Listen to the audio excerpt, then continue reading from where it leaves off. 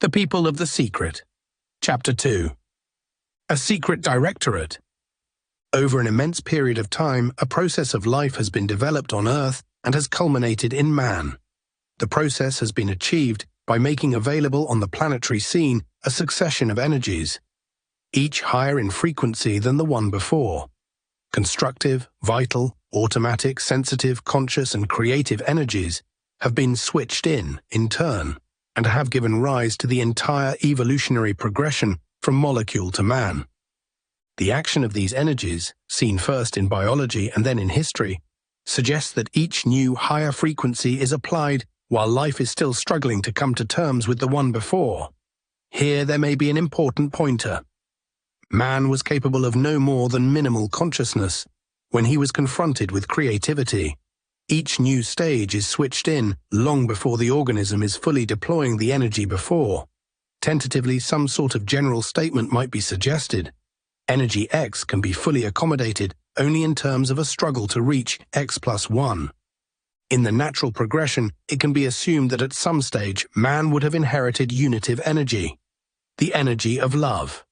By this is meant objective love and not its precognitive echo in sexual or polar love. Seen against the progression of energies along the evolutionary process, it may be supposed that unitive energy would lie far in the evolutionary future. Man has not yet accommodated to consciousness, much less to creativity. Yet it seems that in the appearance of Jesus on earth, unitive energy was transmitted to man, and we have to speculate that this happened before man was ready for it. Because the fall of man was not in a decisive sense the fault of man, objective justice would require that he should not be obliged to carry more than his own share, probably marginal, of the consequences that flowed from it. Some operation of redemption must have been envisaged immediately the fall took place. An action would have to be taken in the planetary future in such a way as to short-circuit a fault in the planetary past. As this required the removal of something already actualized in time, it could be accomplished only by an agency which was not only outside time, but also outside existence. We must also suppose that there were compelling reasons why the operation should be attempted at the earliest possible point. It might be permissible to suppose that the demiurgic level applied for help. This call was answered. An action was projected into mankind. A sacrifice was made. A lifeline was thrown. It remained, however, for man to grasp the lifeline, and even before that, he had to be made to understand that such a lifeline existed. Man was only marginally conscious, and only a minute spark of the energy of creativity had crystallized in him. Yet he was now being asked to accommodate the second highest energy in the galaxy, the unitive energy of love. If there is anything in our suggestion that a level of energy becomes incorporated in an organism only in terms of a struggle towards a higher level still, it will be seen that man was now in a doubly difficult situation. He had been trying, with very little success, to incorporate X, consciousness, in terms of aspiration towards X+1, creativity, and was now required to include X+2, unitive energy as well. Man's difficulty was all but insuperable, and it may be surmised that the difficulty of the demiurgic level, and through it the hidden directorate, was hardly less so. The event had enormous potentiality, but its potentialities could be actualized in full only within a catalytic action successfully performed by the Directorate. We shall suggest that this catalysis was impeded and partly prevented by contingency at material level. At that level, the event was not understood. It was experienced in its entirety at apostolic level by men and women who had been raised in consciousness by their proximity to the event. At Pentecost, they were raised further to the experience of union with unitive energy. The experience was so transcendent, perhaps obliterative, that they were no longer capable of comprehending the situation of those who had not experienced it, and who did not possess even the minimal basis, consciousness, upon which it could be experienced. At the other end of the scale, ordinary men and women, using mind and emotion to confront the situation, could understand it only in temporal terms. If a man had faith, he was already saved and would presently know it. Something had been done on his behalf, and it had already been done. Ordinary mind could not grasp that the promise was not to man in a temporal future, but to mankind in a non-temporal future. My kingdom is not of this world, may imply a regression far beyond the mere rejection of materiality. In the legend of the three wise men from the East, there is a hint of the Directorate being involved in the event from the very first and perhaps arranging the external details. In the early reaction of ordinary men and women, and in the way the early church understood, there is more than a hint of the Directorate being balked at a moment of time which was absolutely critical by the intransigence of human nature. Such a situation is allowed for by the measure of free will which man has, and its consequences may not be annulled by force majeure from the Directorate, no matter how much is at stake. All that may perhaps be done is to contrive life situations which will provide increased opportunities for man to choose differently. Perhaps the minimum basis on which the situation might have made a recovery would have been the acceptance of some idea that the universe consisted of a spectrum of being. The idea did creep in, both in the concept of angels and in the communion of saints, but both carry a vague aura of apology, as though they were concessions to a superstition inferior to the canon as a whole. The early church turned scornfully, indignantly away from such an idea. In doing so, it turned away from one component of its total inheritance. The four great impulses of the past had been reduced to their essence, and the Jews in their wanderings had made an amalgam of them all. It was in this mixed and fertile soil that the Christian impulse was to take root. In the event, the early church rejected its birthright. It rejected the wisdom component within which lay the techniques of developing consciousness. Perhaps the attitude of the early fathers is understandable. They reasoned that if man had now been given the ultimate energy, he had no longer any use for energies below the ultimate. Traditions concerned with levels below the ultimate were now obsolete, superseded, and by easy extension, anathema. From the perspective of 2,000 years, it is clear that such an idea was wholly fallacious. The acquisition of a level of energy does not depose the level below it.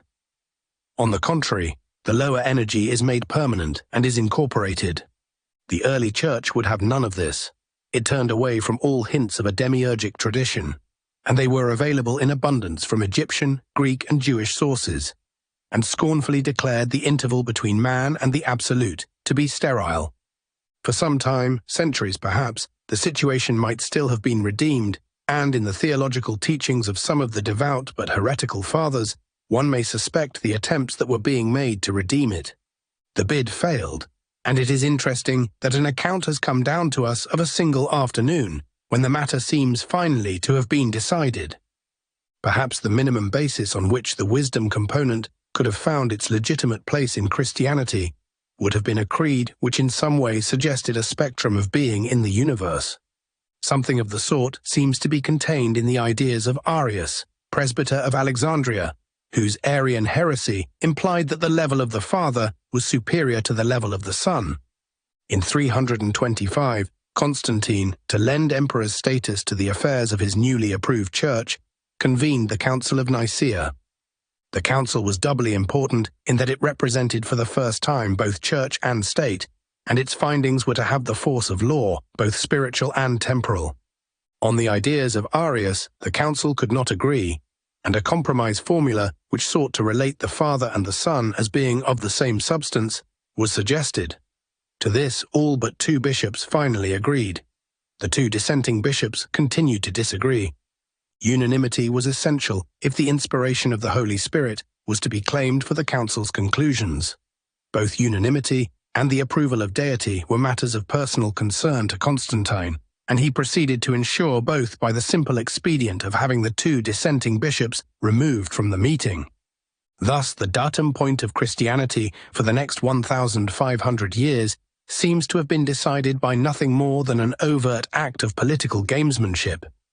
By deciding as it did about the nature of the Trinity, the Council of Nicaea removed any possibility that the concept of a hierarchy, and hence of kinetic element in the universe, could arise.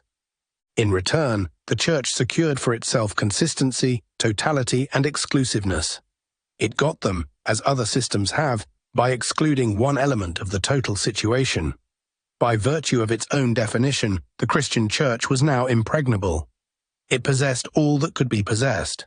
No expansion of horizon could ever happen because the ultimate horizon had already been attained. This, of course, is not to say that Christianity failed, but if men have found within it the impulse to consciousness, and hence through love to the unitive level, they may have been obliged to find the technique, in part at least, elsewhere. Even so, this may have happened on a scale which justifies the period of evolutionary time involved. But it is impossible to feel that the total promise of the event has been fulfilled. The situation which developed in the early Christian centuries was probably such as to frustrate effectively the demiurgic catalysis, which was both necessary and intended. Yet demiurgic responsibility for evolution remained. The demiurges were still obligated to achieve evolutionary gains, in harmony with growth beyond the earth. Their agents, the hidden Directorate on earth, were still required to contrive the social environment which would provide the necessary opportunities. The mandate of both is to raise the level of consciousness of mankind in general and of suitable individuals exceptionally. Mankind in the West had subconsciously decided that this was no longer necessary. The pupils believed that a complete textbook of ultimate mathematics had been thrown into the classroom. They insisted that it was, therefore, no longer necessary to learn arithmetic. The suggestion that higher mathematics needs a knowledge of arithmetic had no rationale in the Christian West, because it had been excluded from the early formulation. It is not surprising to see that all attempts to reintroduce the lost component and to place man in touch with a genuine technique whereby he might develop true consciousness, as opposed to the walking dream consciousness which he does possess and which he mistakes for the other, have at all times and places been regarded as a deep and subtle attack on religion itself. This is as true of Islam as it is of Christianity.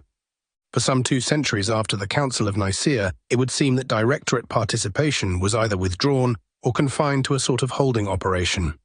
Then, about AD 567, Muhammad was born. There seems to be nothing in his early life to suggest that an event of significance had happened, but presently the mark of higher activity begins to attach to circumstances.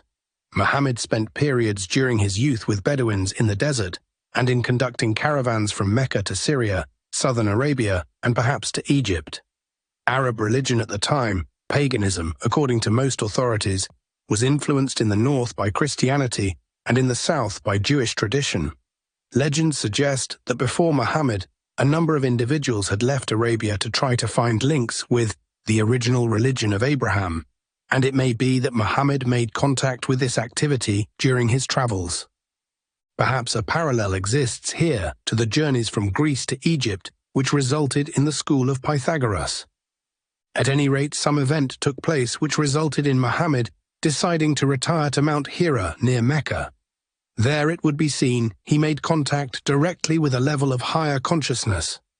Soon afterwards, he began to teach. His first audience consisted of his own family, his wife Khadija, his friend Abu Bakr, and his cousin Ali.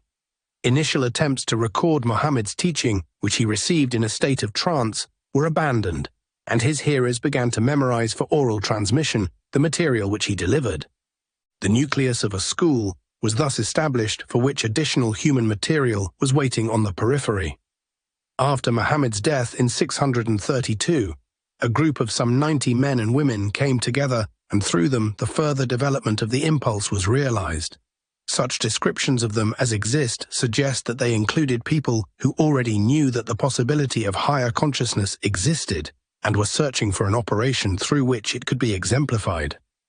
One such was Salman the Persian, originally a Zoroastrian who had gone from one Christian teacher to another and been passed along through a series of testing trials and tribulations which culminated in his being sold into slavery.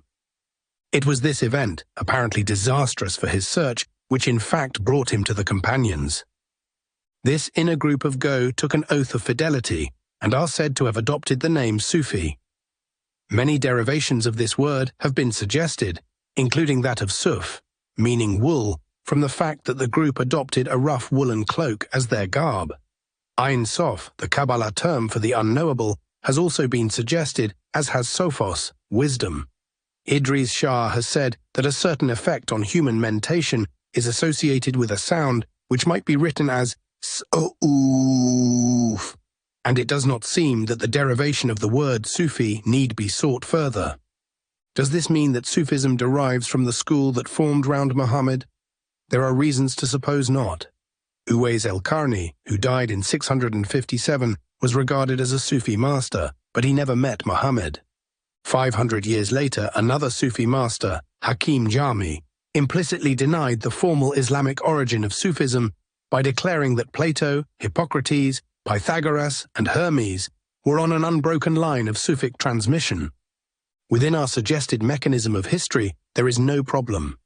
When demiurgic levels first incarnated on Earth to achieve closer control of evolutionary trends, certain ordinary men were initiated by them. That is, ordinary men were given access to a technique whereby their minds could become able to process conscious energy and hence to achieve contact with the demiurgic intention. A certain number of such initiates have been maintained within the ordinary life of men in all places and at all times. Sometimes they are known or suspected. Usually they are quite unknown, and such men have been given different names in different ages. It is clear that certain of the Old Testament prophets and the priest initiates of Egypt were of this order. The Sufis are the exemplars of this unbroken tradition in recent historical times.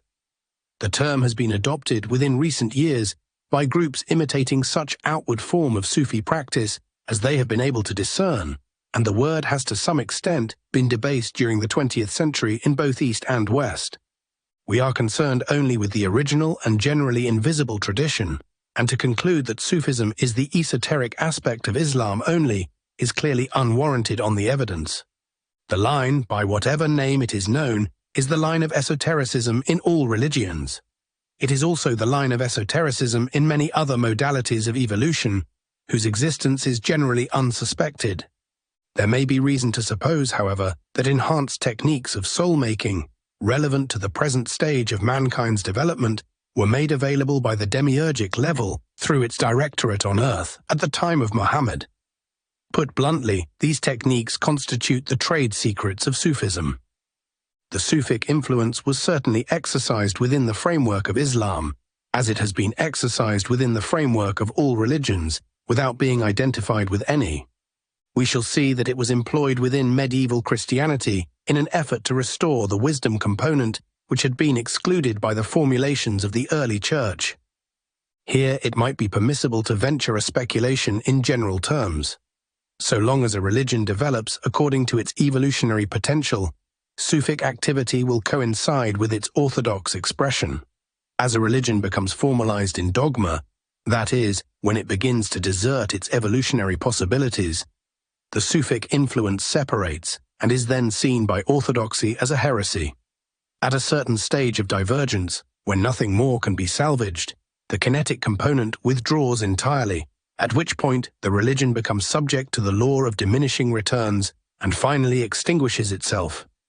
There is certainly no indication that the development of Islam was any less free of contingency at material level than Christianity was.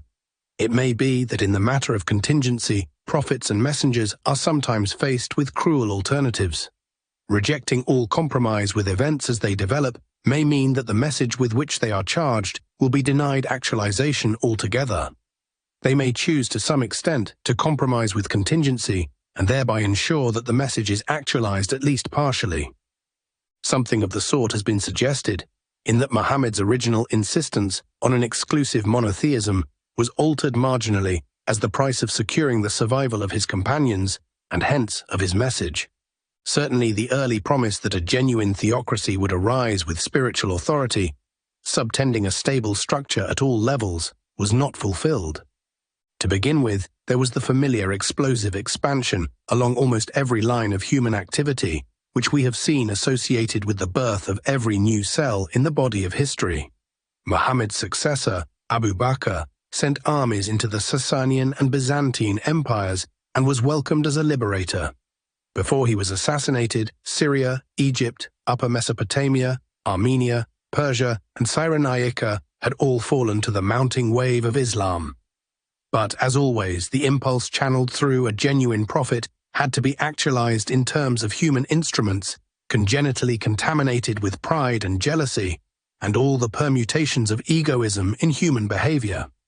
Islam in no way avoided its share of human shortcomings. On the one hand, there was a sublime reverence for man's highest aspirations. There was just law-giving, a surging expression of art and architecture. On the other hand, there was egoism, conflict, and hatred in many of those who sought to serve the new ideas. Umar, the second caliph, was murdered. Uthman, the third caliph and a Meccan aristocrat, aroused widespread opposition by apparently favoring his own family, and he too died by assassination. Ali, the fourth caliph, was Muhammad's cousin and the human of his daughter Fatima. Ali was opposed by Muawiyah, a relative of the murdered Uthman. In 661, Ali too was murdered, and at this point arose the schism within Islam, which has never been bridged to this day. The successors of Ali drew together as a separate sect, the Shiites, while the supporters of Muawiyah and his line of Umayyad caliphs regarded themselves and their Sunnite tradition as the true succession of the Prophet. At some point in its development, a religion begins to diverge from the impulse from which it derives, a departure which appears to be in the nature of things. It is as though space itself were curved, and an unfolding event must actualize in a sequence diverging from the straight line of its own noumenon. At this point, a religion elaborates dogma and ritual.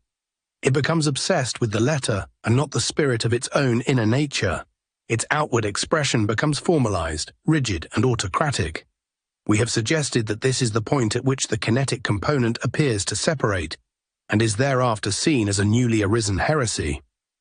From the external viewpoint, it seems fair to say that the social and political body of Islam was showing advanced entropy within 30 years. The Umayyad Caliphate, deriving from Muawiyah, retained temporal control and continued the external expansion of Islam. Damascus was chosen as the capital, Arabic chosen as the language of empire. Laws were made, a uniform coinage established, and toleration extended to Jews, Christians, and Zoroastrians. As the 8th century opened, a second wave of conquest began in North Africa. The Muslim war machine drove west and finally occupied Morocco. There, the Saracen general Tariq is said to have ridden his horse into the breakers, waved his sword aloft, and declared, "O Allah, in thy name, if here be land beyond this sea, I shall conquer it, bearing witness to thy unity and omnipotence." There was land across the sea, as it turned out, Spain, a land so torn by the chaos left by departing Romans and contending Visigoth rulers that it was ripe and ready for invasion. In 711, Tariq crossed the straits with an army.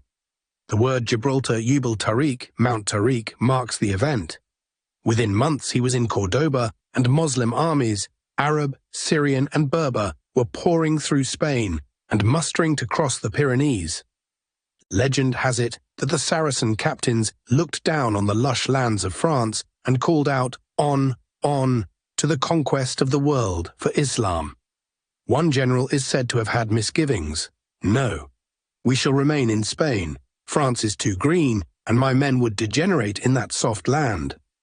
His misgivings, according to Muslim legend, gave Charles Martel time to gather his forces, and the westward flood tide of Islam finally broke on the battlefield of Poitiers in 732.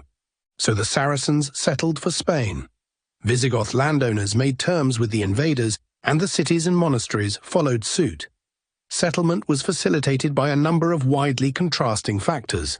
The serfs were still tied to a Roman slave system, but could now obtain at least nominal freedom by embracing Islam.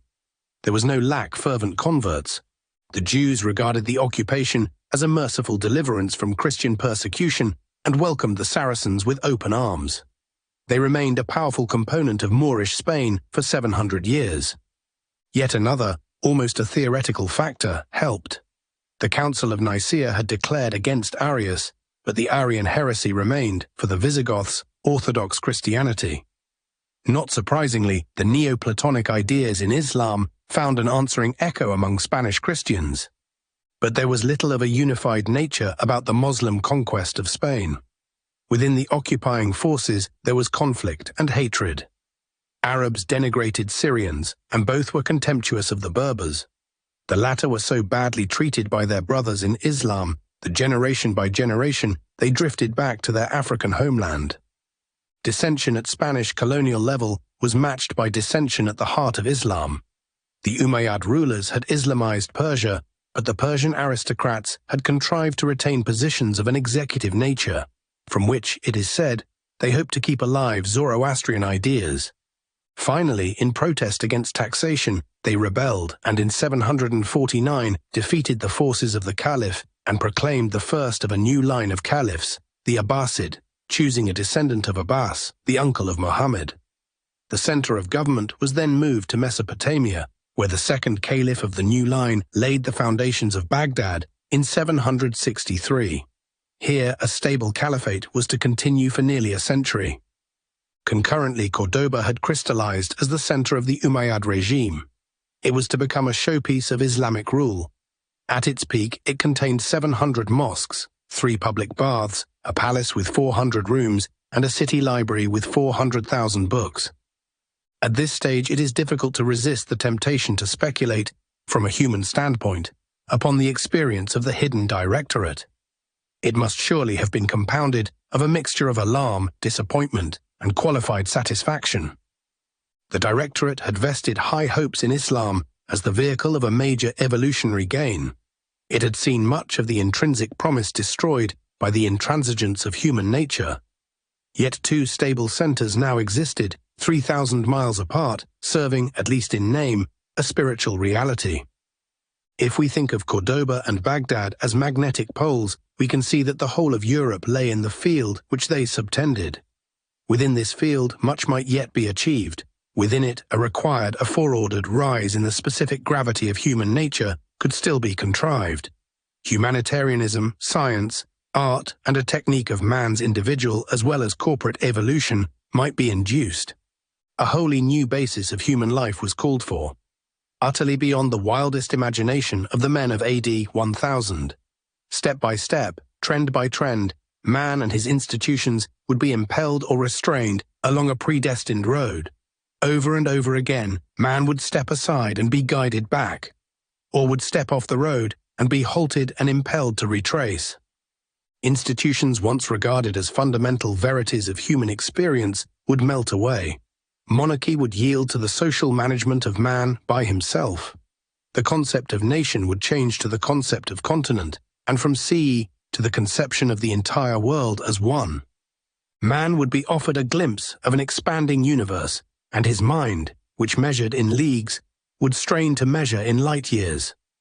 Within the millennium which lay ahead of the year 1000, the specific gravity of human soul stuff would be required to rise by an amount greater than had been achieved in all the eras that had gone before. Within the force field that was molding him, man would understand little and cooperate hardly at all. From the viewpoint of his own present moment in any of the unfolding centuries, he would see only change without pattern, quixotic ebb and flow, disruption, chaos, order restored and chaos once again. Sacred standards would be cast down and strange, seemingly arbitrary, new standards created. From the present moment of a lifetime of 70 years, all would seem the whim of chance and accident, all without purpose or meaning. Yet from the present moment of intelligence, able to contain the whole history of mankind as a single perception, all would be true, end-gaining, deliberate, law-conforming, and almost, but never quite, inevitable. If not quite inevitable, then certainly necessary. For a great event lay ahead in man's temporal future. It existed already in eternity and was required to be actualized in time. The event is a mutation in man's evolutionary nature, involving a new modality of experience, a new organ of perception. Though latent, perhaps, since man emerged from his primate ancestry, it is an organ of experience that has only intermittently been active in certain exceptional individuals. Man is due to inherit it one day as part of his total experience. For this event, man had to be prepared. Certain promising races of pre-men were inexplicably extinguished, and it has been conjectured that this happened because they were unable to come to terms with intellect. For them, an incomprehensible and unmanageable experience. By analogy, a function giving access to a four-dimensional world might be equally disastrous to intellect-based modern man. A certain minimum standard of soul, a certain minimum psychic-specific gravity is necessary before such a radical new modality may be risked. Preparation for this, in our view, was begun as a deliberate operation of higher intelligence 1,000 years ago. The first steps involved a certain social tolerance, a certain expansion of intellect, a certain instinctive humanitarianism. These had to be established before the first tentative switching on of the new organ could be regarded as viable. How mankind was prepared within the ferment of the last 1,000 years, we shall hope to glimpse in succeeding chapters. Once we have the key, we shall see that the ebb and flow of history itself illustrates the goals that were required to be gained. Here and there, it may be possible to see the agents of the process at work, the secret people serving, perhaps members of the hidden Directorate. But for the most part, their presence, like their purpose, will be obscured from the view of the men and women among whom they walked.